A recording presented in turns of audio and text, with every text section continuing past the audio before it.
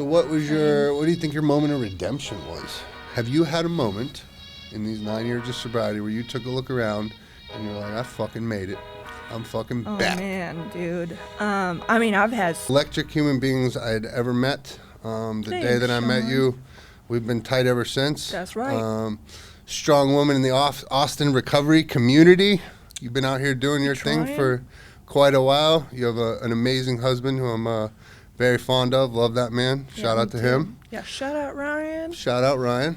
But this has been a long time coming, and I think I've told you this before, but when I first started the podcast, they told me to make my wish list of all the people that I could have on the podcast, and that anybody was an option. And so with all the music people and the movie stars and the rappers and sports people, Maggie Galleymore was still in my top 5. That's crazy. I don't believe...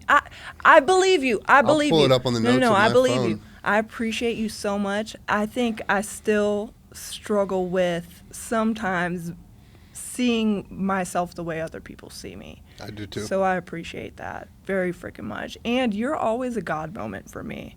Like, every time that I'm around you or we cross paths, like, it's always perfect timing for, like, what I need to hear in that moment. Like, when you called me about this, I was, like, struggling, bro. Like, I've got a lot going on in my life right now. And it's just been, like, hard to remember who I am right now. So you're always a God moment for me, Sean Livingston.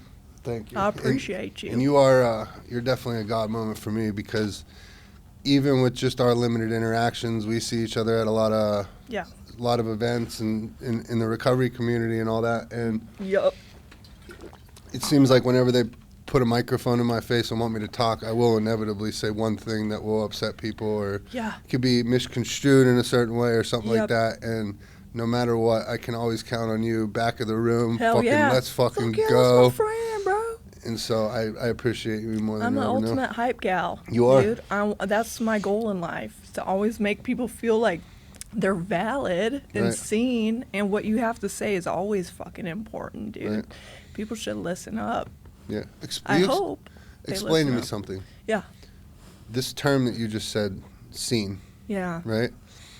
My wife watches, like, The Bachelor, The Bachelorette, like, all these shows, and that is the most common theme that always comes up is they want to be seen. Yeah. What the fuck does that mean? Okay. I don't know what they're meaning in that, but on The Bachelor, you see me. No, I think, like, to be seen is, like, to have someone, because, okay, let me try to explain this. Sometimes we can't always see ourselves, right? Like, I can't always see Maggie, like what we were just talking about. Like, I can't always see, like, how much of an amazing person I am, because I'm still sick, right? Even 9 years clean and sober, like, my brain still lies to me, because I'm a fucking drug addict, alcoholic. And no matter what, I'm going to always be that. So today, my brain doesn't say I want to use drugs or alcohol anymore. She comes in real sly, though, and puts on a mask and masquerades herself as, like, this self-doubt, you're not good enough, imposter syndrome, all those things. And so when you have someone in your life, whether it's a stranger that's walking down the street or a close friend or your partner or spouse, like, who's able to remind you of those things, of, like, how beautiful of a person I am, or how valued I am, or how smart I am, or how, all the things that I am. All the things my sick brain tells me I'm not. Yes, exactly. Like, that's what being seen for me is, Yeah, that makes sense. And to see other people is, like, important too, to remind other people of, like, how valuable they are. Dude, we got so much negativity in this world right now. Like, I don't know if it's, like, always been there, but like, where we are today, it's like we're so divided and everybody's just pitted against everybody. It's like the most important thing. There's this one quote that I love so much. In a world where they profit off of self-hate, the most rebellious act is to love yourself. Like, I love that. Yeah. And to remind other people of how loved they are, like, that's a fucking act of rebellion right there. And I'm all about rebellion, so, like, that hits for me. Dude, so. that's some profound shit right there, because it's so true. I didn't make that up, though, so. No, it's... I wish I could take credit. No, you said it out loud on the podcast, Yeah. or do you know who said it? No, but someone's gonna find it. Right. Someone's gonna find it. No, and that's the whole reason I even started doing this Yeah. podcast. It's just because there's, Yeah. and we've talked about it. Yeah. It's just there's so much fucking negativity, and even Yeah. it's funny, man. Even as we, we were talking before, even, wanting to be vulnerable, wanting to do this podcast to help and uplift people and help. I've been blessed to have this platform now and to be able to bring my friends on, people I'm close to share their experiences. And, as these episodes now have started to go up, you see people in the comments. Yeah. And dude, I'll make fun of myself way harder than anybody else could ever make fun of me. It's my first fucking survival skill. Right.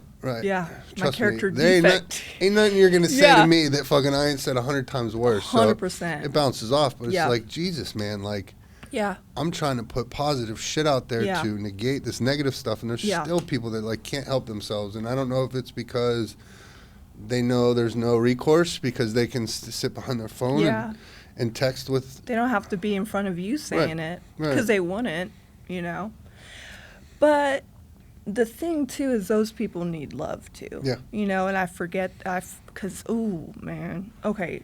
Speaking of, right, like growing up.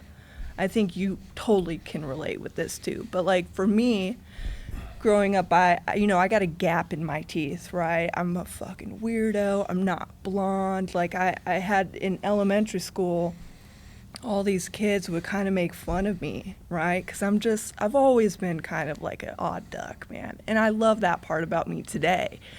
But, like, one of my first survival skills that I acquired was, like, I'm going to laugh at me first before y'all fucking do to soften the blow, right? Like some 8 Mile shit. Yes, exactly. Like, I'm going to laugh at me. I'm going to make fun of myself and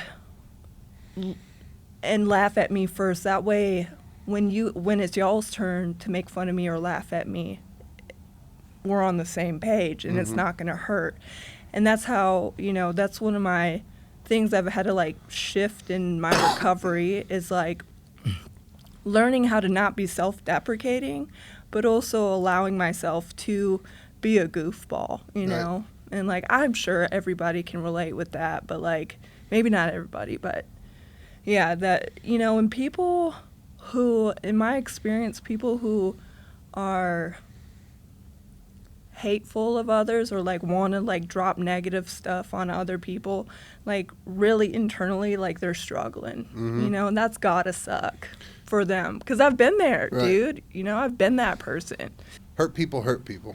Facts, bro. That's the biggest fact. Hurt people. I keep using that with clients that I'm working with and stuff like that. There's one, his girlfriend, relationship, this and that, and for days he was just sitting there and sobbing, and he was like, she said this to me, she said that to me, and I was like, bro, you are here working on yourself right now. You are doing everything you need to do. We got you in the gym. We're building your confidence. We're doing all these things. Right. That person is still sitting out there in the same mind state that they have been. They're hurt. Yep. They don't know what else to do, so they hurt you. Yep.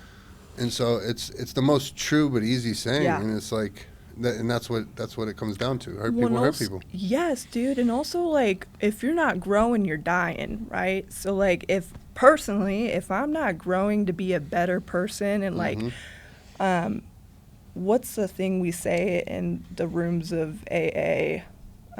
If I'm not packing into the stream of life, then I'm dying, bro. Right. Like, internally. And That's not one of the cliches I'm familiar with. Okay, well, maybe I made that up. Maybe I fucking just made that up. No, I think you're just dropping profound shit left and right. That's what you do. Who would have thought? I haven't even gone to a meeting in like fucking 10 months probably. No, 6 months. Ish. But yeah, ish. But no, dude, if you're not packing in the stream of life, then you're dying, right? If you're not like putting like positive things out, then that's what you're attracting is the negative. And it's just a never-ending spiral. And those people need love too. Like, that's where I've gotten to in my life is like as many people that I feel like have wronged me or have hurt me or whatever. It's like, dude, at the end of the day, I am you, you know, and I've been there in one way, shape, or form, and like they need love too. So anyone who sees this and they're negative on these comments, we love you, and we hope you have a really good day. Fucking perfect. Perfect. That's an I Am Redemption. We love you so commercial. much, and I hope that you get the best parking spot at HEB, and I hope that somebody pays for your Starbucks drinks today, okay? And I hope that, yeah, that's all I hope for you. And I hope you get laid tonight. I hope you get laid. I hope that someone comes up to you and they say, here's a fucking $1 million. Okay, maybe 1,000. Right, there we go. Okay, here's $1,000 for you. That's how much you're worth it.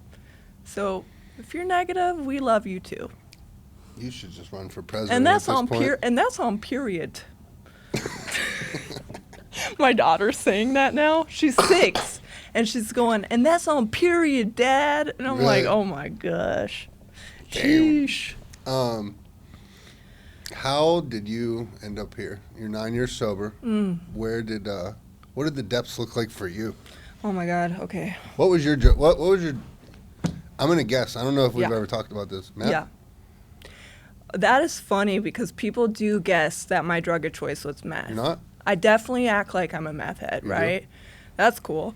I'm alcoholic primary. Okay. All right. I'm alcoholic primary and cocaine. So that checks out. Snort or shoot? Oh, snort. I love to put anything in my nose. I've snorted Prozac. I've snorted fat burners, black market fat burners. I was like 109 pounds at one point, like literally dying. Yeah, I'll snort anything. I think I probably did meth once. It was like this Molly that my friend, my drug dealer Goofy, who bless his heart, R.I.P. Goofy, he was a sweet kid. But he did not make it to recovery, unfortunately. But he once gave me some Molly, and it was like all crystallized, and I was like, oh, hell yeah. So I snorted it, and it was fucking for sure meth, dude. Really? Yeah, I was like sweating bullets. I went to this house party in like Shakopee, Minnesota with one of my best friends. In Shakopee, Minnesota? Shakopee, Minnesota is like where all the rich people hang out. Oh, okay. And like there was like some house party with a bunch of like lights, strobe lights and stuff, and I was all like, you go ahead, Tanu, I'm gonna stay back. And I like got in my driver's seat and I like leaned it all the way back because I was like in such paranoid state. But anyways, I don't even know why I went off that tangent. We were talking about meth. Oh yeah, meth. I remember, just like you, I was at a house party. Yeah. And I thought I was snorting cocaine. Yeah. Turned out to be meth. Oh yeah. And I didn't get that feeling I was looking Yeah. for. Yeah. It was just like, all right, I'm up now. Yeah. And the next thing I know, I'm taking hits off a light bulb. Dude. That sucks. Yeah, I'm sorry. I mean, that was probably the best of the days Yeah. right there. That was not Yeah. fucking, I didn't give a fuck. I'd No. shoot up with literally have shot up. Jason, I don't know if you know this about me.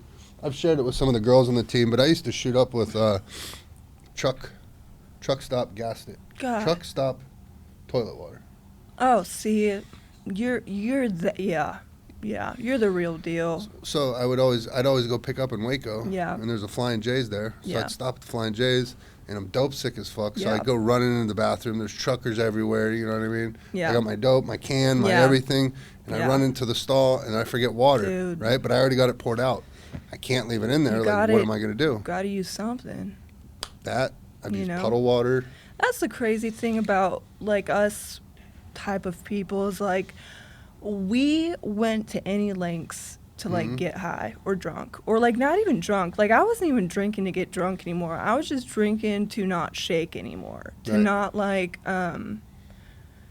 at the end of my addiction, you know, like I was just drinking to like not die Yeah. pretty much and to be able to function in my world. So but yeah, dude, like I started, so when I was, I mean, I don't know, how far back do we want to start this? Well, let's go back thing. to where it was Yeah. looking, when it was looking, what was your rock bottom? Oh, man. So drug-wise? I mean, Drug and alcohol-wise? So, like, I'll just say this. Like, I've had so many bottoms. You know, physically, my rock bottom in a physical sense was when I was squatting in, like, a abandoned house in Brooklyn Park, Minnesota, in, like, negative 30-degree weather. And I still, like, was denying that I was an alcoholic or had a problem. But I'm, like, trucking through 4 feet of snow to get to the liquor store because I lost my car key. And, like, I just did a hit and run on, like, a parked vehicle downtown Minneapolis. Like, fucked up. Like, that was my worst. And then I had attempted suicide. I don't know if I could say suicide on this. Can I? I attempted to unalive myself. Okay. We'll add that in there. I attempted to unalive myself in that abandoned house. And I woke up the next morning and just was pissed, you know, that I didn't die. Because I was like, fuck, I'm, like, stuck in this purgatory. I can't even live right. I can't even die right. Like, I'm just stuck in this middle. Yeah. And it was hell. So that was, like, my physical bottom. And after that, my attempt at unaliving myself, I made the decision, because, of course, I'm not a drug addict alcoholic at the time. I was like, no, I don't have a fucking problem. I'm just going to move to Houston, Texas, and that'll solve all my problems. Dude, Right. Fuck no. Right. Like, I moved to Houston and, like, probably was sober for, like, a week. And then eventually I just burned down all my bridges. Like, I started in Montrose, Houston, and then worked my way up to, like, Spring, Conroe, Montgomery, and then landed in Willis, Texas with an aunt and uncle, and it's just meth central, like, in some of those trailer parks out there. So still didn't do meth out there, but was hanging out in those trailer parks. Right. Yeah. But yeah, so then, like, I would just say this too. I entered recovery March 22nd, 2015, and all my physical bottoms are cool and all, and, like, they definitely, but they didn't stop me. So the thing that, like, propelled me into my recovery was when I was 2 months clean and sober, actually. And I wasn't changing anything. I didn't even know if I wanted to be sober. I got dropped off at a treatment center in Smithville, Texas, and I thought I was just going for lunch. So they were like, hey, you want to go to lunch? And I was like, coming off of a 2-week psychosis, I was like, fuck yeah, I'm starving, dude. Right. And they brought me from Houston all the way to Smithville, Texas.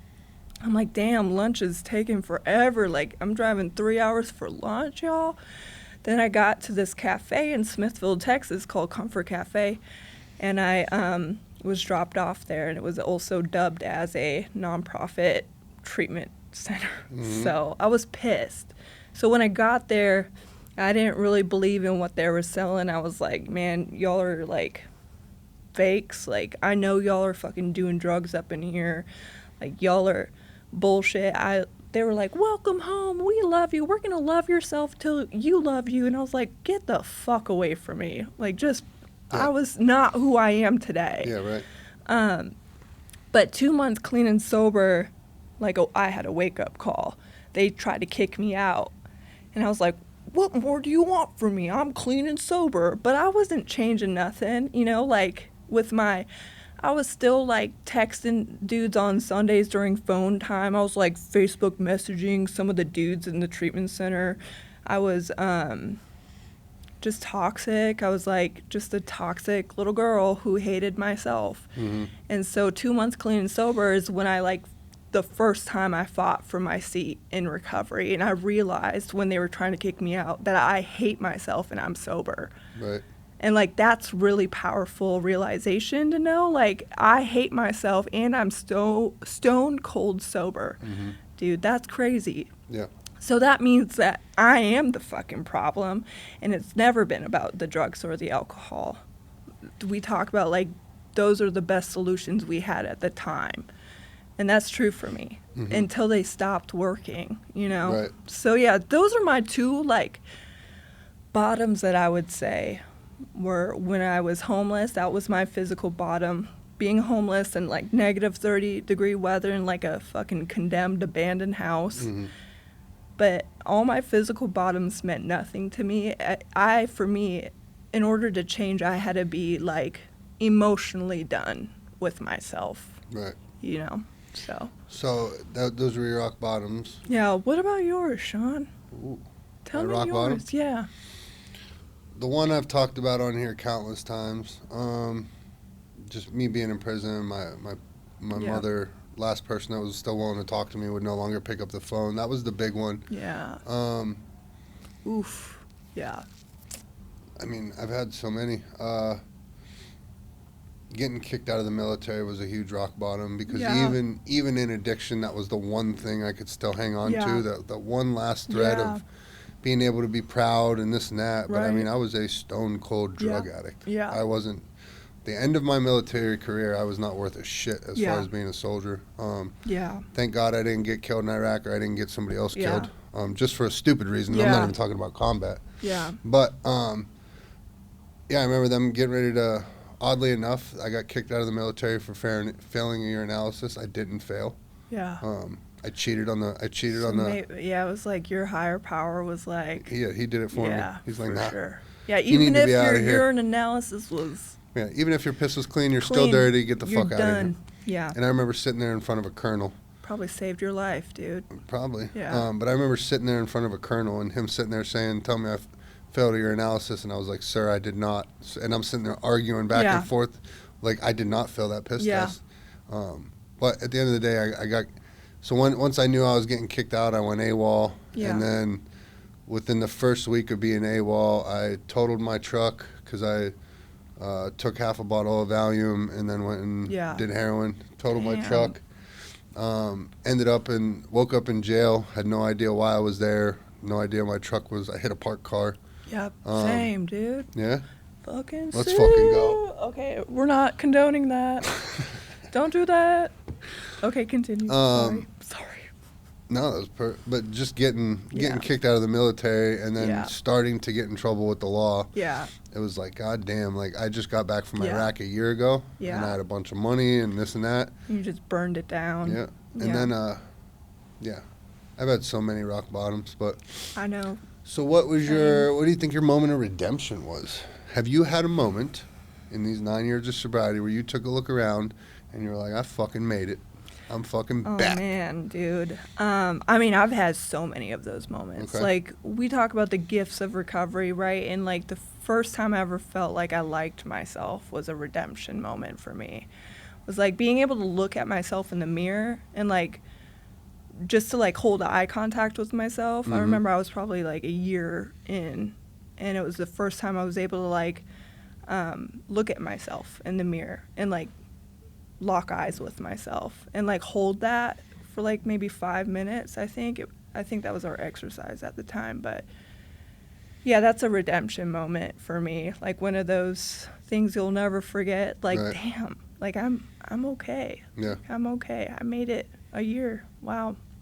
And then another like redemption moment was deciding that I wanted to be a mom. And when I found out I was pregnant, I was so fucking scared. I was like, man, I knew I should have fucking took Plan B, bro.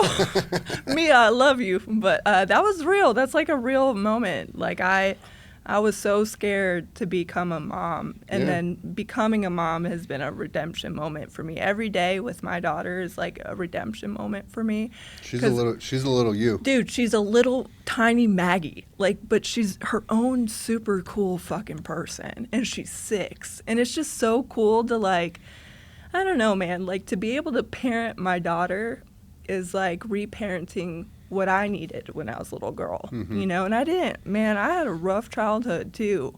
So like everything I'm getting to do with Mia is like a first time experience for me. So like we talk about like inner child, right? And like little Maggie is experiencing a childhood at age 30, So that's pretty fucking cool. That's a redemption moment. Is my daughter. I have to imagine, I don't have kids. Yeah. But I have to imagine the moment where you're in. How many years sober were you when she? If she's 6, you were what? 3 or 4 years. So I was 3 or 4 years sober. Yeah, 3 years sober. Still at that point, still even at me at 3 years sober,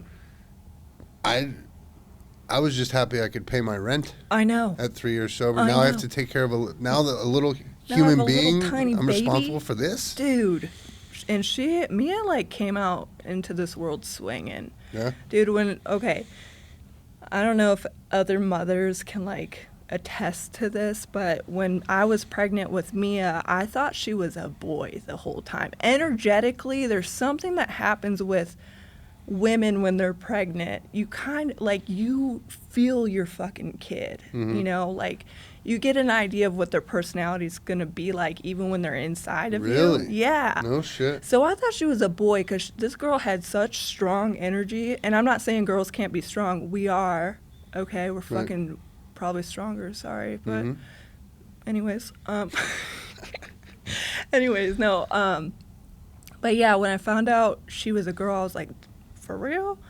And so when she came out swinging, dude. Mia's always been like this tough cookie. Like, she's a Scorpio. I've never believed in horoscopes until I met my daughter. Really? Like, she's the true definition of a Scorpio, just through and through a badass. And, like, she knows her boundaries.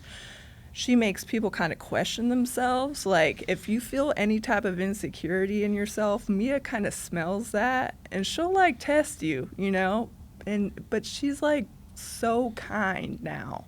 She's becoming kinder, which is cool. She, like, sticks up for the underdog at school. You know, she's just, like, one of the coolest fucking people I've ever met is my kid. That's dope. Yeah. So I don't even know what you were just asking. I just, like, started talking about my kid. That's all right. You answered it. Whatever it was, you Yeah. answered it even better than I could have asked it. Hell yeah. That was perfect. Cool. What, how do you feel? This is something you and I always get. We always get amped up when we talk about it. Okay, cool. Hit me. How, currently right now in the recovery space, a lot of alternative ways to recovery coming on right now. A lot of different ways. Yes. You for them? You against them? You think it's bullshit? Dude, you think 12 steps the only way? No, I am not a 12 steps the only way type of person. 12 step is the foundation of my recovery. Mm-hmm. But over the years, I've added to my own recovery. So, like, you know, Coda's been a huge, that's Codependence Anonymous. Mm-hmm. That changed the game for me, was diving into that program. Because I never thought I was codependent. I never needed fucking anybody. I raised myself. I raised my little sister. Mom was real depressed growing up, so I didn't really have a mom. Mm-hmm. Dad was a angry fucking dry drunk, and so it was just me and my sister, and so I never thought I was codependent because I've always taken care of my own, right? But then I realized, damn, that's codependency, right? Like, so back to your question, like, I'm a firm believer that, like, no 12-step is not the only way to get sober. I believe that people can add to their program with other programs, Dharma Recovery, Celebrate Recovery, Codependence Anonymous, Al-Anon, all those things. If we're just microdosing mushrooms? Microdosing mushrooms, bro. If it works for you and you're not fucking sticking a needle in your arm anymore, fuck yes. Right. Is your life, are you improving the quality of your life? Yeah. That is, the end of the day, all I give a shit about. If you, and I know I'm going to get a lot of flack for this, but, like, people who smoke weed, marijuana maintenance, if you're not fucking shooting dope in your fucking neck anymore, hell yeah, brother. Are you happy, joyous, and free? That's all I care about. Well, Maintenance medications. If someone's on methadone and if that's keeping you sober long enough to, like, get a foundation under your, then cool. Right. I'm a big believer in, like, harm reduction. We have too many fucking people out here dying. Yeah. I went to the UT Open Seasoner game last year. Mm-hmm. And as soon as I walked in the stadium, I'm not a football fan, but my husband is, and I have friends who are, so I went. But, like, one of the things... Ryan, if Maggie doesn't ever want to go to a game with you, holler at your boy. Hey, no, I'll always be down. But you gotta come with. I'm in. Dude. He's an Aggie too, so it was like, anyways. But no, one of the first things that I, like, noticed when I walked into that stadium was like, damn, that's a lot of seats, and this is literally how many people died last year that we counted. Not like, we're not even counting all the ones that were unaccounted for from a fentanyl overdose. Mm-hmm. Like, that's crazy. Yeah. You know, that's nuts. So I don't care. There's so many old heads out here that still believe that abstinence is the only way, and that's great. If that is your program, that's amazing. I love you for that. Hell yes. Yeah. But if it's not, don't judge people that's not their path, you know? Right. Yeah. Yeah, I don't... Because we're not dealing with fucking just alcohol and Quaaludes anymore like Yeah, we were in the game 1940s. You're right. You know? The game has changed. Big And time. Even, even recently, there was a spell probably earlier this year where I was going through, I'm starting to get a little depressed Yeah. and just about things going on. Yeah. Nothing I could really point to, but was Yeah. just feeling down. I was still working out, was still eating good, but I Yeah. just wasn't feeling good. And I'll tell you, like, number one, you go to the doctors and they immediately want to give you a bunch of pills. Yep. And then now they have I think it's called the Compassionate Care Yeah. Act or Compassionate Yeah. Use Act, you know what I mean? Yeah. Where people with PTSD and stuff Yeah. like that. At the end of the day, I didn't do anything. Yeah. But if I'm right Yeah. now, currently where I'm at in life, if I'm Yeah. faced with a choice where I have to take something and it's either CBD Yeah. or fucking Yeah. pills, Dude. guess what I'm picking? I'm biased though because I pay attention to the effects, the ketamine and MDMA and the Yeah. stuff they're doing with soldiers and Yeah. PTSD. So that's why I'm all for it. And Yeah. I'm just so much more for that than I am pharmaceutical drugs. My dad's a veteran, a Vietnam vet. Okay. And so for him, he's also 33 years clean and sober, but they weren't teaching emotional sobriety 33 years ago. Yeah. So hence why I grew up with my dad was an angry son of a bitch. Mhm. And like, so much so we like grew up, me and my mom, and my sister was a baby at the time, but we grew up in and out of battered women and children's shelters. Mhm. And so, but my dad, who he is today, is like great. It's like 180 different. So that's why I know people can change, is because I look at my dad today and I'm like, damn, like he's the most loving, Really? most accepting person I've ever met. Like even in my active addiction, one time I took bad acid and I thought I was having a heart attack. I just came back from like Is bad acid a thing? I'm pretty sure this was Really? bad, but Yeah. I mean, I don't know. I've never had a bad trip, so I don't. No, and that's what's crazy is like I was an acid head. I loved acid. And so, but I had just gotten back from a 15-hour road trip. Okay, 15-hour from Minneapolis to Denver. This was when weed got legal in Colorado. Okay. So right that same year, I took a 15-hour road trip from Minneapolis to Denver. At the time, if you had an out-of-state license, you could only pick up a fourth from each shop. So I think me and my friends went to like 5 different shops, picked up a fourth, went straight back home. I forgot I had an acid tab in my pocket, took it, and immediately like was not having any acid, like any euphoric feeling other than like my heart was racing so fast I thought I was dying. And I called up my dad, and my dad's an ex-speedhead. So he came over and it mixed up, like, no questions asked, just mixed up, like, baking soda water and had me drink. He was like, drink this. And he's like, and I was like, what the fuck is this? He's like, it's going to neutralize your stomach, Maggie. Just fucking drink it. And I was like, okay. And no questions asked. He just never judged me. Like, he always knew that even though if I was struggling, he was going to be there and he was going to tell me the truth. But with that being said, like, one of the conversations that he's been starting to talk about, because he's gotten a lot of help with his PTSD since I was a kid, but he's starting to be open to the idea of CBD. Mm-hmm. And one of his doctors at the VA in Minneapolis was like, hey, we can't prescribe this yet, but we may be able to refund you. And I don't know if that's true. That's what my dad's saying, that the doctor told him. Mm-hmm. But my dad's like, if this is going to help me, listen, dude, like CBD versus like some of these crazy pharmaceutical drugs, like Vicodin, like Anything that there's a freaking commercial Xanax, like all these things, right, with these crazy side effects. My dad's a lot like us, and he'd rather go down the more holistic route too. So So yeah, man, I'm like, whatever floats your fucking boat. As long as you're not out here dying, that's all I care about. Right. Yeah. And it's what's funny, and I was thinking about this yesterday as I was driving, because we always seem to get on this topic because we relate so much on it. But I was sitting there thinking, it was like the people I know that are like the most 12-step people that judge for this type of outlook. Yeah. These are people who can't go fucking 2.5 seconds without fucking Monster ripping their vape 3 times back. They got 2 bangs in each hand with a cup of coffee. 100%. They're eating fucking McDonald's. Dude. And it was like, all right, so you're going to sit on your high horse right there. Like you're sober, I guess, but you're not healthy. Yeah. But then you're going to look down upon somebody who's taking CBD or something like that. Also, I just think we forget, like, I think there's somewhere in the back of the book where it talks about, but we know very little. In the back of the big book, it talks about, we know very little, though. This is just our experiences we're going off of. We believe that doctors and therapists have been placed in our life for a reason.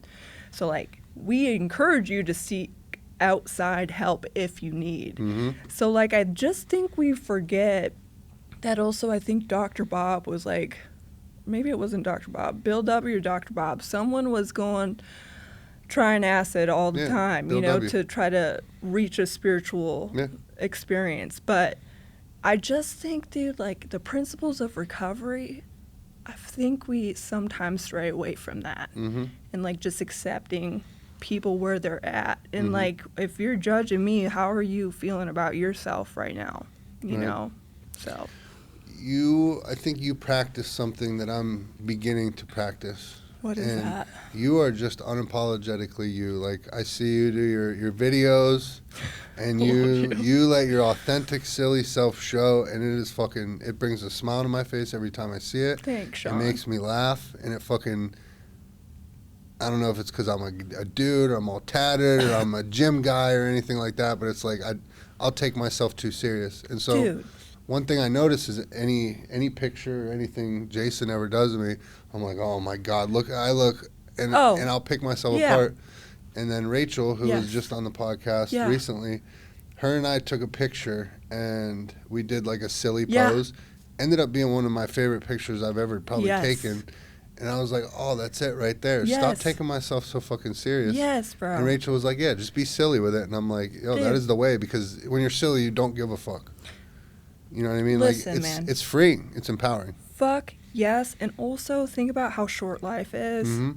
Oh my fucking God. We got maybe 60 to 90 years. Maybe if you're lucky, you make 100. So, like, in the grand scheme of things, you look at, like, the history of the universe, like, we're only here for, like, we're not even on the fucking blink? Yeah, dude. And so why would I spend my newly found life worried about what other people think about me, worried about, and don't get me wrong, bro, like, it still crops up. Like, you know, I was like, dude, I was kind of worried coming on this podcast because I see all the negative comments, and it's like, dude, what are people going to say about me? There's only a couple. There's not all There's that like 2. much. All of them, not all of them. I'm talking about, like, not even this podcast, but, like, in general, some of my favorite comedians get shit on all the time. And I don't know if I'm strong enough to take it, you know what I mean? Yeah. But then I go back to, like, what we're talking about and just being authentic. It's like, there's only one Maggie on this universe. There's probably other Maggies, but there's only one like me. There's only one Sean Livingston like you, man. Like, and what a gift. Yeah.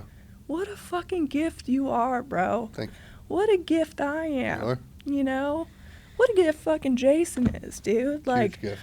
Huge fucking gift, man. All of us are like literal walking gifts on this planet. And if I'm like, how selfish of me if I don't even experience myself and I don't give that to other people. Yeah. You know, that's selfish. Absolutely. You know? Are you a comedy fan? I'm a huge fucking Really? I want to start a comedy podcast, I think bro. you have been missing your calling. I think Let's you're supposed to go. have been doing that. We should. Who's your... I'm not funny like you. Yes, you are. No. You're fucking so funny. No. Dude, you got the whole Philly accent and everything. Philly? I'm not even Philly. from Philly. No. Shh. Not Philly. Pittsburgh, Ish, yeah. Close. Ohio. Close to. One of them. Pittsburgh is the biggest, closest city. Yes. Youngstown, Okay. Ohio. Who's your favorite comics? Okay, so I have a ton. Okay. Okay, so Bobby Lee is Okay. one of my fucking favorite people Alright. of all time. Plus, I have a personal connection there. Because Only you're a recovery because I grew up in Minneapolis, Uh-huh. and when I was about like 11 years old, he was on Mad TV at the time, and he was walking by himself in the Mall of America, and literally no one noticed him. But it was like one of those moments in in a movie where you're like, this was me, dude. This is Bobby Lee. He's walking past, and I'm like, slow motion. And he looks back at me, and he goes, and I was all like, oh, shit, that was dude. gangster. Did he do that? I was like, I'm the only one that noticed that was fucking Bobby Lee. Right. And I was like 11. So I love Bobby Lee. Theo Vaughn is just so fucking funny, dude. He's so funny. And then Chelsea Lynn, a.k.a. Trailer Trash Tammy. Have you seen her? I think I've seen some of her Dude, she's hilarious. She has a podcast called The Viral Podcast. Yeah. Check it out. stuff. Okay. She just says all the shit that we're always thinking about. And then Gabby Lamb, she's kind of like up and coming in LA. She's super funny, though. She's fucking funny. All right. Yeah. I'm going to look her up. Look her up, too. If you're co-signing Who's her. your favorites? My favorite all time is probably Bill Burr. Okay, Bill Burr's fucking funny. Dude, he's... And you're that makes so much sense. To me, he's the Yeah. GOAT. I Yes. love Chappelle. I love, you know what I mean? I Dave love all Chappelle's things. cool, too. Love him. I just went and saw him film a special Shut up. here in San Antonio a couple months ago. Damn, jealous. I'm just a comedy fan in general. Me too. Burr's funny. I just discovered Matt Rife not a long time ago. Is that one with the chiseled jaw? Yeah, really good looking dude. So I thought it was funny. Sorry, Matt. I know What? you got shit going down the pipe right now, though. No, but see, is that who you were talking about earlier? Matt Rife? Yeah. No. Mm-mm. But he's No, got... he's in a little drama He's right got in now. a little drama But right he's handling it perfect. Yeah, that's good. That's Like, good. That's don't conform. Oh, no. Don't apologize for your fucking Yeah, comedy. no. Yeah. Fuck all that. That's right, dude. 100%. That's why, so when I say, like, earlier in the podcast, Yeah. I said if I get a microphone or whatever, I'll Yeah. bound to say something stupid. Yeah, me too. Number one, I am never trying to offend or hurt anybody Yeah. ever. Yeah. Right? But if something comes out of my mouth, I'm going to stand behind it. Yep. And number two, if I'm talking shit, all I'm doing is going for a laugh. 100%. I'm trying to make people laugh. That's all I'm trying to do. 100%, dude. I'm not saying I'm a comic or Yep. anything like that, but I want my friends that are around me, I Yep. want them to do it too. Yep. We talk shit, that's Yep. what we do. That's I don't know. some of the best fucking laughs come out of Right. just being a shit talker. To me, I like dark humor. Yep. There's never a joke that's too soon for Yep. me. Yep. Um, And see, my humor is kind of unique in the sense that, like, I okay, my friends describe me as this. Like, Maggie shoots way too short. Like, I won't, like, I'll just say something that, it falls short. Like, Right. it doesn't even make fucking sense. Or I go way too fucking far with Right. things. I can't remember. There's, like, examples that are not coming to my mind right now, but, like, I'll have a friend be like, blah, blah, blah, something, and I'll be like, and they fucking died, you know? And I'll be like, Maggie, shut the fuck up.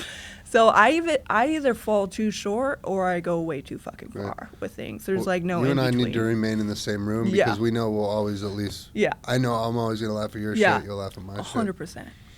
shit. Big hype friends over here. Big time. Fuck yeah. Um, Bill Burr makes so much sense for you, though. Why? Just because you guys, I feel like, have similar personas. Really? Yeah. Like, both y'all from, like, the East Coast.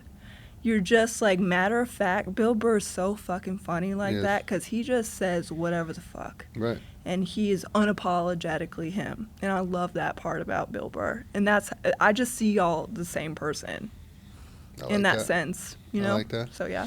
But even as a kid, I remember growing up watching a big BET guy growing up. So Comic View. I was too. In Living Color. BET, yes, Like, bro. that's all I watched. 106 in Park. Yeah, of course, The Basement. Yeah, dude. I would get Rhapsody, The Basement, Yeah. 106 in Park. Yep. Remember when they were doing Freestyle Friday on 106 in Park? Yep, dude. That was my era. Oh my God. I was like, maybe this was after my parents got divorced, so I'd like watch BET, and because I never had a room at my dad's house, so I would just like watch it on the TV, and he'd be like, "Turn that fucking shit off," and I'd be like, "Dad, you're fucking racist, bro." I love BET, dude. Yeah. I grew up on that shit. Yeah. Do you remember who Jin was? Jin won Freestyle Fridays, who was an Asian rapper that ended up getting signed by Rough Rider. Oh. But I'll never forget the bar that won him the thing. It was like, he said something about he was ready to stick his egg roll and dumplings in their mouth, and the crowd went nuts. Oh my God, But dude. he put it into a freestyle. No, I've never fucking heard of him, but I love that. Yeah. That's so cool. Yeah, no. So you love rap music, huh? Love. Who's your favorite rap artist? Or just artists in general? It doesn't even have to be rap, but I know you love rap. Yeah, so rap is... What's your... I don't listen to much outside of rap. Yeah. But right now, Freddie Gibbs, Okay. Don Tripp, Okay. a lot of rappers people probably don't know. Yeah. Don't get down with a ton of the new shit. Yeah. No. So I keep it neither. more underground. Yeah. Because, like, where I grew up, so Ohio is a melting pot. Yeah. Right? We're Midwest. Y'all are. But we're close to the East Coast. So Yeah. most of what I listen to, plus my dad was in New York, so I go up there every year. Yeah. So there's a lot of New York influenced rappers, Nas, Yes. Jay-Z, Mobb I Deep. love Nas. Jay Electronica. Big I don't know Pun. if you even know who Jay Electronica is. I definitely know who he is, yeah. but Nas. he's not, like, I like MCs. Like, I want people... That was Jay Electronica, too. He was an MC? Yeah. Is that true? Jay Electronica... He was a lyricist? Jay Electronica Really? is a lyricist through and through. Like, he was part of the whole, like, everything. Nas, who else? I know he did stuff with Jay-Z and stuff like Jay-Z, that. but- I mean, just the East Coast rapper. Me and Ryan, we used to beef over this, but... Because when I came... He doesn't look like a rap guy. No, Ryan is a rap guy, Is he? actually. He's just Southern Ryan? rap. He loves, Okay. like, Dirty South rap music. I'll talk Southern rap all Yeah, day. he fucking loves Dirty South rap music. And him and I we used to beef because I used to be like, no, fuck that. Sorry, Texas. East Coast rap music is the best because it's all about artistry, like the lyricism. But then, now I've lived in Texas for a long time, so now I love Lil Kiki, bro. Like, I love Kiki's a Lil beast. Kiki, DJ Screw, like all these like big key players that like were born out of the South, and like they got the bass, they got the beats, they got everything. You can't hate on that. So Yeah. now I don't have a favorite, but I feel like East Coast rap music is more about the lyrics, and not saying Dirty South music isn't either, but it is more like artistry to the lyricism versus Dirty South's more about that bass and that feel good, like boom, all Right. that. So It doesn't matter what coast, West Coast, South, anything like that. I'm always drawn towards the Same. lyricists. Yeah. So like Texas, Scarface, Killer Yeah. Calione, like Yeah. those were real lyricists in Houston. Yes, dude. It took me living in Texas for a while to come to appreciate Screwed Up Dude, Click same. and Yes. Michael Watts and Paul like Wall. yeah. It all of took me a them. while, but then Yeah. I was like, oh, I get it now. Yeah. You know what I mean? Like I'm Dude. around it and I get it. Yes. Um, I bump that shit every day now. do you? Who's that new Big X the Plug? Big X the Plug. Love him so much, dude. I was just listening to him on Were my you? way here to San Antonio. I just recently started listening to one of his albums Yeah. because we went to the UFC a couple weekends Yeah. ago, and one of the fighters walked out to one of his songs, and I was like, "Oh, that's tough right there." Dude, I gotta, saw pictures of you at the UFC fight. Oh, really? I want to go. It was Next time you go, can you invite me? of course, All right, I'm in. absolutely. Let's go. You heard it here. Fuck yeah. You've heard it here, folks. It was the best sporting event I had ever been to. I love As far as quality, Yeah. You know what I mean? That's Like badass. football, you either need to be 50 or football. If you go to a football game, the atmosphere amazing. Yeah. But you're watching 3/4 the game up on the Titantron. Yeah. If they run a play action or something, you have no idea where the ball's going. Yeah. Basketball, you got to be pretty close for it to have that effect. But I like women's basketball a lot. Oh, really? The Lynx in Minneapolis, they're like fucking the only team in Minneapolis that like holds it down of all sports. The Lynx of anyways, keep going. Yeah, basketball you do have to be close to. Same with football. Baseball. Soccer too, dude. Like I definitely want to go to one of the Austin FC games. Yeah. I know it's hard to get tickets and stuff, but I think I grew up playing soccer. I love fucking soccer. But then I tore my MCL on my off season sport track in high school, and it just fucked everything up. And my addiction fucked everything up. So MC tear and my addiction kind of ruined that for me. But yeah, Austin FC, I'd like to go to a game too, but I don't know. Are they good? Jason, are they good? Is Austin FC any good? If they're good, I don't know. I know the games are fun. Yeah. Then we should just go for the fun. I'm down. But Messi plays for Miami? Yeah. Crazy. I want to see that man live in action. Yeah, he's one of my favorites of all time.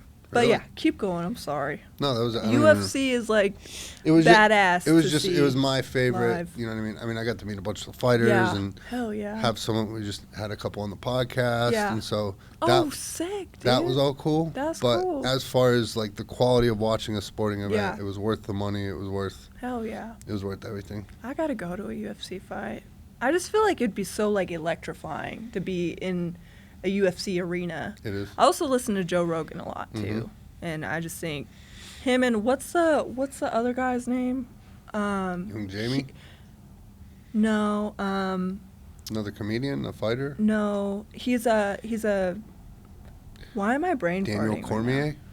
Michael Bisping? Fucking John Theo Anik? Vaughn. Theo Vaughn? He just interviewed him.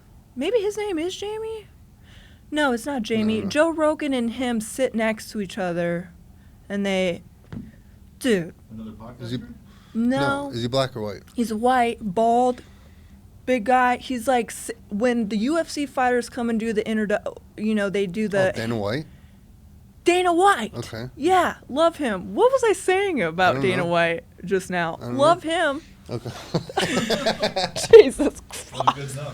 That's all I know is Dana White. Big shout out Dana White. Yeah, big shout out to you, Dana White. Love you. Love what you stand for. Love your don't give a fuck attitude. When I have a story for you, a Dana White story for you when we get off. But that dude, I don't know him personally or anything, but he's a good dude. Yeah, he seems like it. He helps a friend of mine. He helps out with their family, has a close connection with them, and it's like, damn, that dude's a billionaire, and he's looking out for people.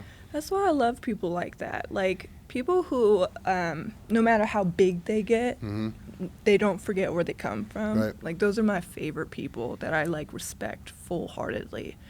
Yeah, so. I agree. But, yeah. I got some funny questions I want to throw at you. So you just tell me first thing that comes to mind. Okay, yes. I love this game. Day or night? Night. Coke or Pepsi? Pepsi. Ooh, Coke. Really? Pepsi, dude, because I'm a Pepsi guy. because the maraschino cherry on the Pepsi bottles. Okay. Because the cherry Pepsi's better than cherry Coke.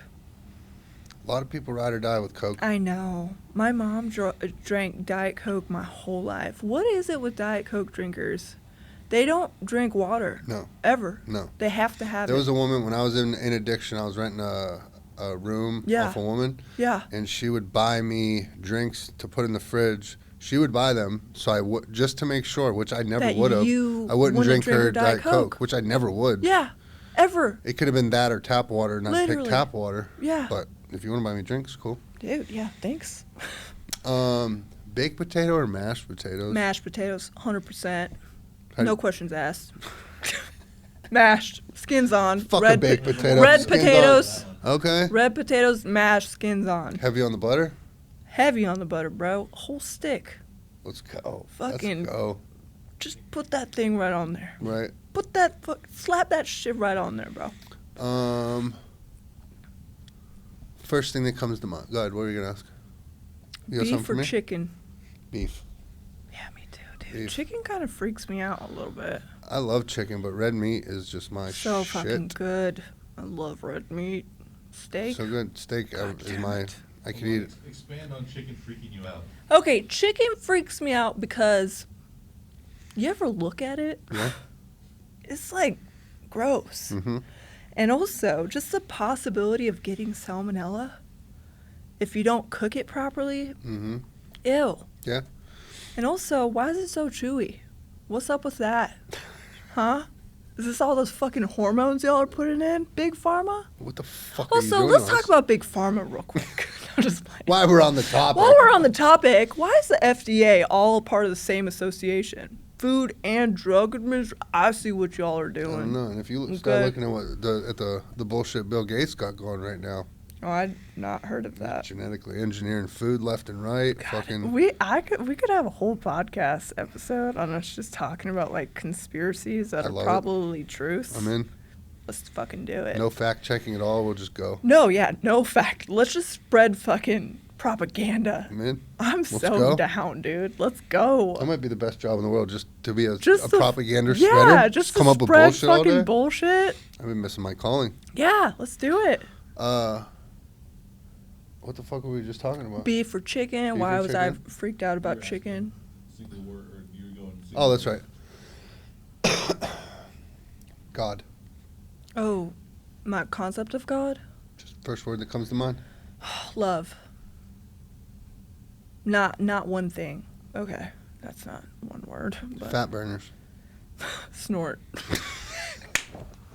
Don't Yeah. take them. I'll tell you what, an ex that I had way back in the day, I was still in the military at the time, but every night I Yeah. would snort coke, couldn't sleep, fucking all that. So every day I would be off no sleep. Yeah. And she introduced me to Stacker 3s and what were the Yellow Jackets? Oh yeah, Back when dude. Ephedra was in them Uh-huh. shits. Holy, I feel like Yeah. $1 million dude. You ever get itchy? from those. Yeah. That's how I know I was probably doing too much, bro. You ever get itchy? You ever get fucking itchy off Itchy, those things? bro? Maybe it's because I was snorting them, but Oh, really? yeah, I snorted fat burners, bro. Gangster. Like I said, anything I could fit up my nose, I was Right. gonna snort. I was addicted to just snorting, just Yeah. putting things in my nose. Yeah. Yeah. When I entered Serenity Star, that's where I got sober. Mm-hmm. You know that. Mm-hmm. One of my favorite, she's still one of my favorite people of all time. One of my original mentors, her name's Deborah Whitehead. Shout out to you, Deb. We love you. She was going through my bag because you got to get searched, right? No matter what treatment you're in. That's the treatment center. You're not allowed to do push-ups, right? Yeah, you can't get, yeah, dude, we could talk about that. Anyway, too. sorry to Anyways, interrupt. bro, but yeah, so I remember her just ripping my whole bag apart, just having to go through. And mind you, remember, I didn't know I was coming to treatment. I thought I was going to lunch, so all I had was what I had on me. And apparently my family packed up a tiny bag of mine so I wouldn't notice, and so it was a bag that already had shit in it. So she was pulling out these oneies for weed, all this stuff, and these little Tito bottles. I wasn't even a vodka drinker, but that's how desperate I was. My uncle worked for the airline, so he'd come home with these little tiny travel Tito bottles, and then bacitracin, triple antibiotics. I had 7 of them for my nose because it was falling off. I Really? think, yeah, I'm pretty sure. Don't do those things, guys. Don't do those things. Don't do those things. You have to walk around with 7 things of triple antibiotic. Like a real gangster. Yeah. All right, this is I just made this up in my head right now. Okay, love it. We're going to go question for question. Okay. 3 silly questions. Okay. All right? All right. First one. What's the most embarrassing thing that ever happened to you? Oh, I ripped my fucking okay. I was in daycare. Okay. In a home daycare when I was maybe 8. I had this crush on the daycare lady's son. Mm-hmm. His name was Brandon. Wow. Wow. I remember this. Okay. We were throwing the football back Okay. and forth. and the football went over the fence, the Yeah. wired fence, and I was like, I got it. So I jumped over, came back, and my fucking pants got hooked on the wired fence. Nah.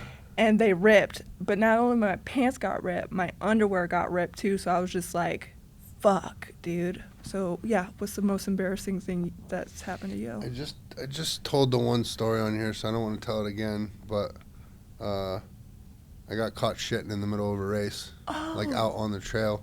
That's great. But what's another one? That's fantastic, Shauna. I've also shit in the woods before. Really? Yeah. Would you use the wipe? It depends on which time that day. First, I used my shirt Wait, mid-race. Wait. You shit twice in one So race. this is an ultra marathon, and it's mid-race. Okay, right? okay, it's that night. makes sense, dude. So Ultra. Right? Okay. And so you're out there for hours upon hours upon hours. Yeah. And Never mind. I hear you. Yeah. So I got off of what I thought was the trail and went up on this bank and found this little flat spot. And so I start handling my business. Come to find out that the trail goes down and then comes up. Yeah. And so all the people that I was just running with are at any moment going to be circling around and coming right towards me as I'm shitting right in the middle of the trail. So not just like one person. It was no, like we're talking whole... fucking hundreds coming up on me. Fantastic. And then it happened later again in the race. Yeah. And so at first I used my shirt, and then I had to use my compression shorts I was wearing. Did you put it back on? No. I buried it. It's buried out somewhere in the hill country of Texas. Let's go find him. Okay. Maybe, actually, why did I say that? Yeah, Let's probably leave not. him there. Let's probably not. Let's fucking leave him there.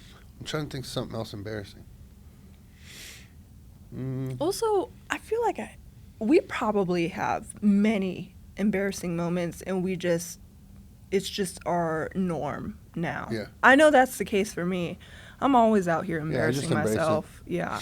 I got the largest military installation in Iraq shut down for painkillers because I lied to the face-to-face to a Fulbright colonel. Jesus That was embarrassing because the entire base knew it was me. So we'll say that. Do any of them reach out to you? Military? Yeah. Yeah, quite a bit. Yeah. Especially now that this stuff's. Yes. I've become in my company. I think anybody who's not doing well. Yeah. Currently. Yeah. Knows that I got better and reaches out. That's so great, man.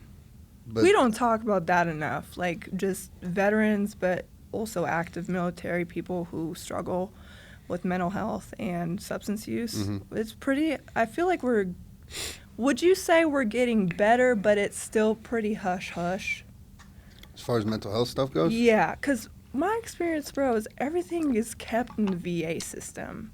And I'm saying that because I've watched my dad go through this for years. Yeah. And it's like, there's such a huge weight. There's such a huge turnover within the staff, VA staff as well. So it's like not real consistent always in helping people. Would you say that's the truth? Or am I just a stretch? That's a loaded question. It's such a loaded question. And at the end of the day, you have to think of it depends where you're at, what VA you're going to, how many veterans are in that area, or what kind of care you get. Yeah. But, thank God I have the VA. Yeah. I'm not trashing them. No, me neither, man. Customer service could be better sometimes, Yeah. we'll say that. Yeah. But Yeah.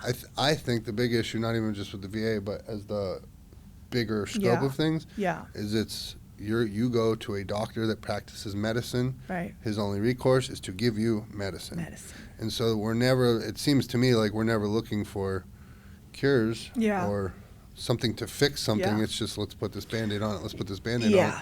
Always Band-Aid. And that's why these pharmaceutical companies in their mission statement, it's their goal to have every single person on this earth have 2 or 3 of their medications in their possession at all times. And Pisses me the fuck off. It's wild. We need to get out of here, out of the, never mind. I'm trying to move. I'm just trying to move out of the fucking U.S. We need to go get a big plot of land with just all of our people. Yes. And then just be self-sufficient. Where would we go? Somewhere out west, like West? northwest, midwest. Okay. Middle of the country somewhere. In the U.S.? Yeah. Okay, so Colorado? I mean, everybody's going to I Colorado. know, dude. What about Oregon? I mean, I'm down to look. As long as we have a big piece of land that's out for it. You know what we should go get? Montana. That'd be sick. Yeah? Dude, Montana? Sick. Like the You said Oregon, and it made me think about. Yeah. Do you remember? You saw that documentary where the Indian guy goes out there and starts that cult out there where they were all wearing pink. Yes. You know what I'm talking about? Not Krishna. Hare Krishna. Krishna? No, they Something- say Hare. yeah. Hare Krishna. Hare Yeah, Krishna. yeah. He's like Hindu, But we need to go do that, but yeah. he's not. Yeah. Okay. We just minus the cult. Minus we just the needed to go do cult. that. Yeah. Listen, Or I know maybe how to this is just our sustainable diabolical farm. plan. I know how to. I've built farms. I've worked on farms at the place I got sober at. We can make it so sustainable, bro. That is my goal, is to like get off the map. Even a schmidge is like my goal. Fully would be great, but like to be rogue is my goal. Got it. Love it. With other people like me. So I think All right. I love that idea. Yeah. Ryan, we're going to have to sit down and talk about this. Make this reality. Bam. 5-year goal. All right, so I did my first question. Now you do question. Okay. My question for you is, what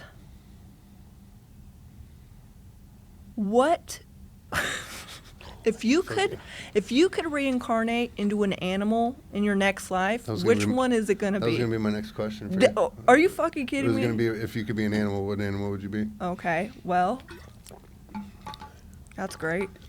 A tiger. Why? Because I just recently learned, I thought that lions were the king of the jungles, but tigers are.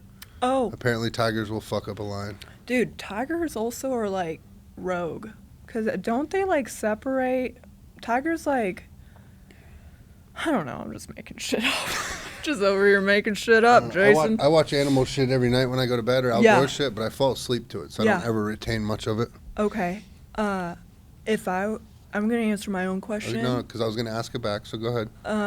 Humpback whale, without a doubt. Humpback whale. Why? Interesting I choice. just think they're so cool. Fun story. In I think it was 3rd grade, we were asked to, because I think we were doing like an animal thing, an animal like show and tell thing, and I didn't have money growing up, so I loved humpback whales. I think they're just so cool, that they look cool, they're family oriented, all the things, and I don't know why I love them so much, but I fucking got a potato. Speaking of potatoes, got a potato, wrapped it in aluminum foil, and put like 2 googly eyes on it, and I was all like, this is my humpback whale, for show and tell. Love it. Yeah, so anyways, humpback whale through and through. What was your favorite snack, but something of your own creation? Do you have one of those? Like, so not just something you just bust out of a wrapper, but like some concoction you would Okay. always make. Okay, so there's so many. Oh, really? Yeah, first of all, apples and peanut butter, classic. Yep. Okay, classic. Can't go wrong there. Toast with butter and cinnamon sugar, Yes. Cinnamon sugar Fucking toast the is best. one of the greatest ever. fucking delicacy. Mhm. Also, I've really gotten into this peppered salami, pepper jack cheese on a cracker. Fire. Have you Try ever it have out. hot honey? Yes. So good. On chicken. It's good on pizza. It's fucking good It's on. good on everything. Dude, Pizza via 313 has this hot honey that they drizzle on one of their pizzas. Fucking so good. So I've been against thick pizza all my life. Really? And then my wife about a month ago introduced me to Via 313. We've had it every single weekend So since. good. It's so fucking Okay, good. if you like, hey, via 313, if you hear this, holler at us. Also, Jets Pizza. Try Jets. Is that good? So good. Okay. Jets, if you see this podcast, hey, he's open to sponsorships. So fucking We good. need to bring her on. For We need sure. to man, hire her in some anything form or that we- fashion. Close the podcast with Maggie. That's so funny, dude. Thanks, guys. Of course. Okay, if you could be... Let me just ask you this. Okay. Italian food or Mexican food? Italian food. Facts. 1000%. So good. But those birria tacos, fucking fire. Birria? Have you had those? What is birria tacos? Okay. They're like, what kind of meat are they? It's like this beef, but I don't know what... Chorizo? So you could, sometimes it's made with goat meat. Yeah. But there's also the beef kind. Yeah. It's like a beef stew meat. Oh, it's really so good. slow, Tender. slow stewed and tender. take the meat out and then with the consomme, Yeah. all the drippings. The and you consomme. fry up a taco with it. You dip it okay. in, and it's like this cheese is so melty. Listen, my ideal like plate of food would be spaghetti and meatballs and birria tacos, just like on the same plate. Gotcha. Just smash it. I want to try it. Yeah, you have to. We'll do that for our next like hang sesh. Okay. Bet.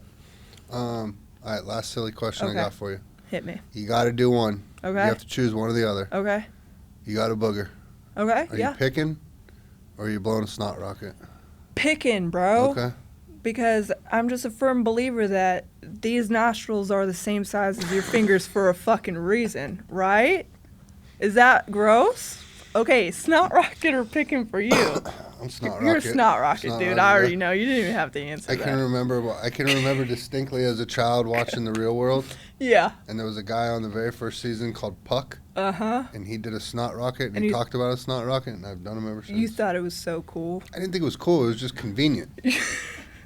Like, if I'm outside, why would I trouble myself to go find a fucking... Okay, you and Ryan are You like just- the same person, dude. Get it One done. of the things that he does in the shower every morning, he'll fucking do snot rockets in the shower. And I'm like, stop it! Stop! Stop doing that, you nasty, nasty man. And he's like, I'm just cleaning my body and getting it all out. I Right. said, that's fucking gross. Well, what's he supposed to do? Stop his shower, get out dripping wet, then get his wet hands on toilet paper and... Or if that's not gonna work for you, you just pick it and then wash it off in the That's thing. better? I feel like it is. I feel like snot rocket's not controlled. It's not like a controlled No. That's thing. that's like trying to say you got, spit isn't controlled. Okay, Sean. So you got some talent No, that we don't know about. No, you get aim with it You can aim your Yeah. snot rocket. for sure. I mean, I'm not hitting a fucking. Let's see it then. No, I don't. I'm congested right now. I don't have anything free flowing. But it'd be a good segment of the pod, though. Okay, yeah. Let's put this in a segment. Yeah. What would we call it? Snot rocket hour. Snot Wrap rocket up every segment. podcast with a. Snot rocket segment. We'll see who can do it farther. Snot sesh. Snot sesh. Snot You didn't sesh. say the ready to pod. Shit. We got to start saying that. That's what. pod. Let's Let's pod. pod. Hey, let's pod. That's what his I new- was- Read it, I didn't say it once. I was wanting to come on here and be like, I was like trying to prepare myself for this podcast today. So like Wednesday, I was thinking to myself, how should I start off the podcast? And I want to do like a what's up. So maybe we could add that in. Is that what you wanna do? Yeah. Okay. What's up? But next time Okay. we do whatever podcast. If I start a podcast, we should. Well, you're definitely- coming on again, so. Oh, that'd be so cool. You're And we you're could start it definitely off a with recurring guest. what's up. Okay, Because that's just, I feel like, such a great way to start. I like it. Maggie Moon, Yes, you Sean, are the absolute fucking best. you're the best, bro. I love you with all my I heart. appreciate you, and I love you. The way we like to finish off this podcast, which was absolutely electric, all because of you, Let's hear it. is if you would take a look into your camera and you would throw out some I am statements to let these people know who the fuck you are. Like any I am? Whatever you want to do. Do you want examples? Yeah. I am strong. I Yeah. am woman. I am Yeah. strength. Yeah. I am unique. I'm a badass bitch, and I am redemption. How about that? But that was fucking perfect. Okay, let me try that again. All right. I'm a bad. No, I'm just playing. That was I'm a good. badass bitch, and I am redemption. Boom. That was it. Maybe we could try again. No, we're good. You were good. All right, now you gotta do yours. What? You gotta do some My I I ams? Yeah. Mine are on the logo. Mine are all over this. Let's see. Give us Let's a hear it. A fresh A one. fresh just one? Today. Just for Um, today. Yes. I am hungry. Facts. Birria tacos. You gotta get some. That's it. I Good? am hungry. I'm hungry. And on that, Yeah. Maggie, until next time. Thank you. Sean, thank you, my friend.